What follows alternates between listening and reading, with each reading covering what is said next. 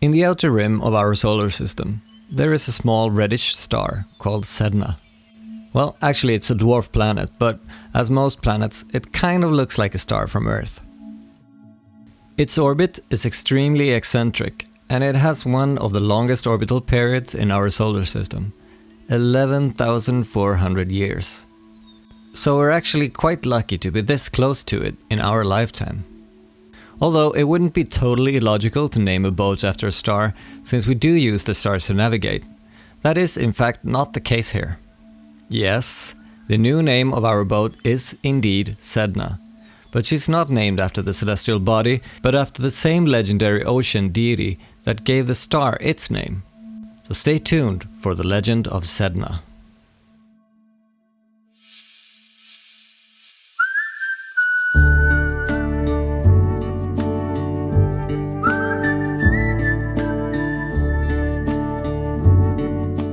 Last time on She Rules the Waves, we kicked off Season 2 with a trip to Pescara around Halloween. We also stopped by an ancient Roman city and gave you a boat tour.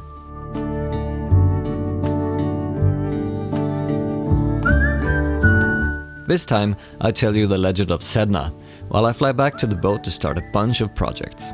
If you want to be part of our crew, either supportively or physically, check out sherulesthewaves.com or consider becoming a member or a patron. And don't forget to like and subscribe.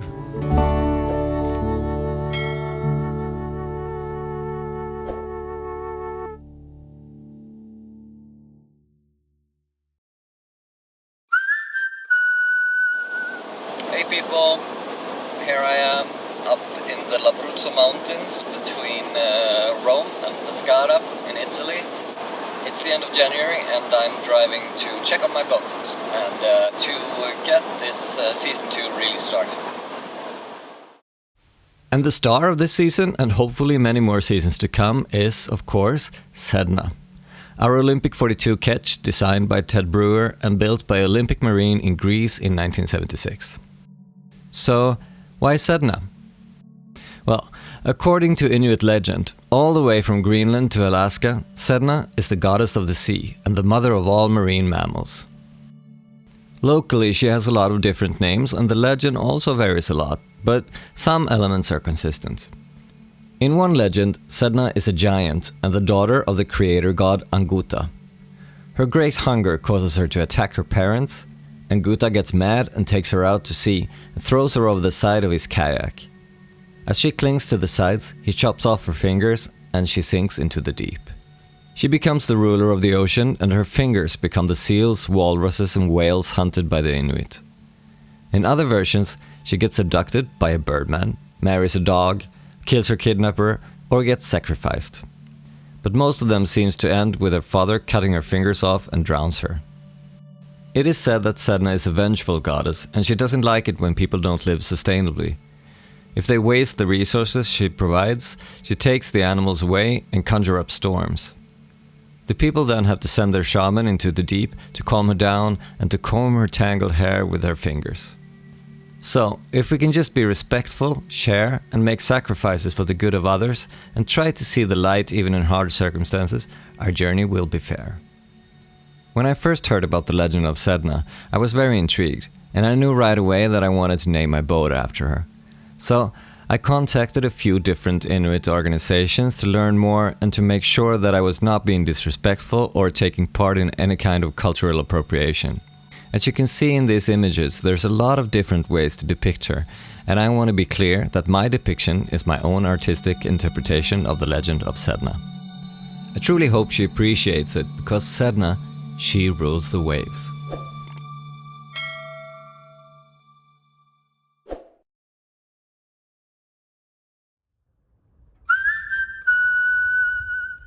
I arrived in Pescara Friday afternoon, and after making the round to make sure everything was okay, I decided to jump straight into project mode. First on the list, pimp the helm. Alright, so I just removed the steering wheel, and the plan here is to do what I did with Alva, which is putting a moose skin on this to make it nicer. So I bought this kind of semi-DIY kit for marine steering wheels. They deliver the pieces you need from your measurements with a needle, thread, and easy instructions. I watched some football and later some Vikings on the iPad while my fingers worked.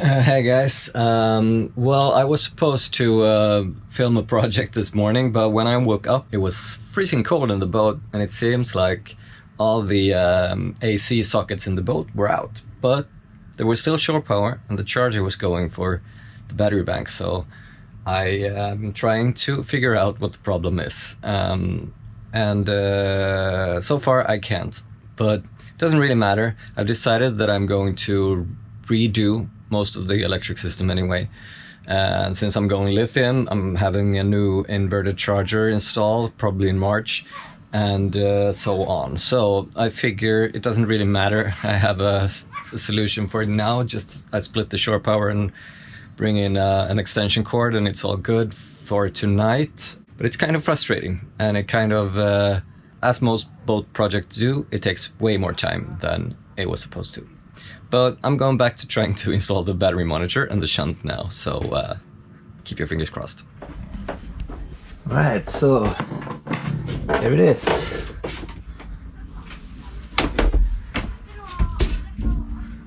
All good looking moose skin wheel for my boat. I think she deserves that.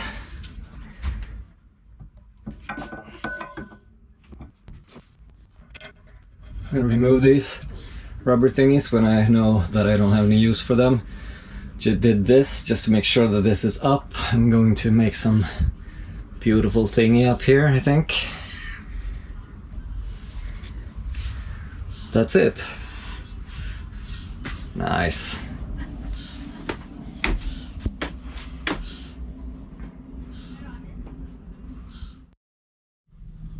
So what I'm thinking here is that the battery bank over there, I'm gonna change that to lithium, but not right now. Right now I'm going to try to hook up the shunt, and I'm gonna have to get the power cables all around here and under here.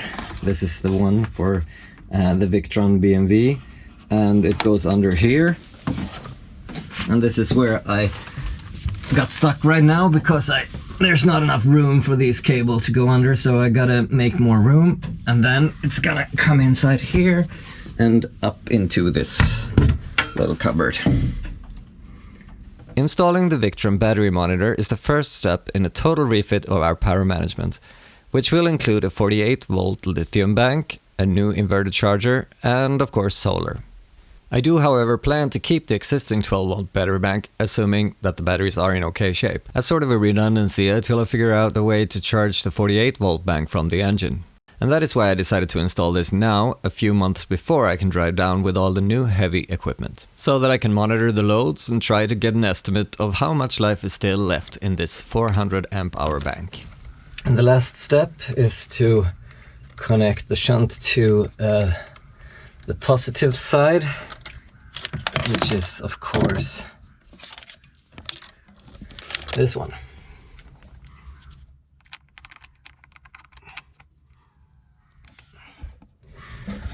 And this goes into here, and then we're all good. Okay, so as I said, this cable has to go underneath here, and I'm going to do that. But first I just want to make sure that it actually works, so I don't have to do some more troubleshooting. Let's put this in and see what happens.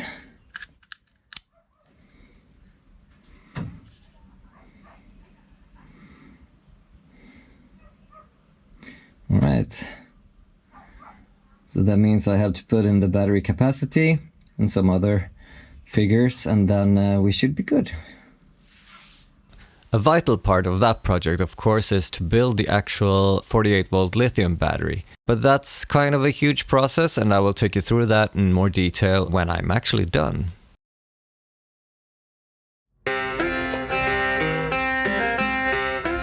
Okay, so the next project is to get the flag line on this side, starboard side, to work, to be able to have the coordinates flag. See how up there, the Italian one. But I want to make this a little nicer, so I'm gonna put a little wheel down here to make it easier to hoist.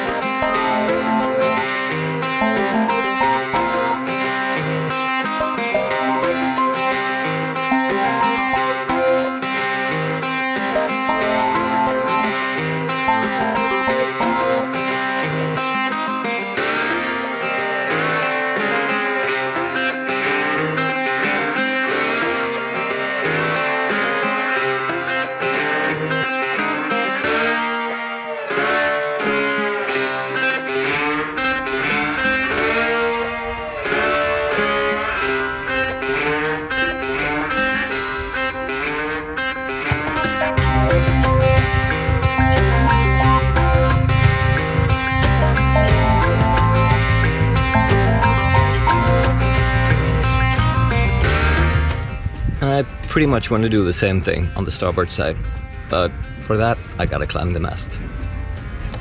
And to be able to climb the mast in some sort of safe way while being single-handed, I decided to try to make my own portable mast steps. But that's also a work in progress that I will get back to in more details later on. With that said, I'm very happy that you're still following our adventures, and I'm really looking forward to sharing this journey with all of you. I appreciate all the interactions, and if you want to join the crew on the boat or on shore, feel free to check out more details about the upcoming adventures on sherulesthewaves.com. Next time I come back for even more projects, but get surprised by the powers of Mother Nature.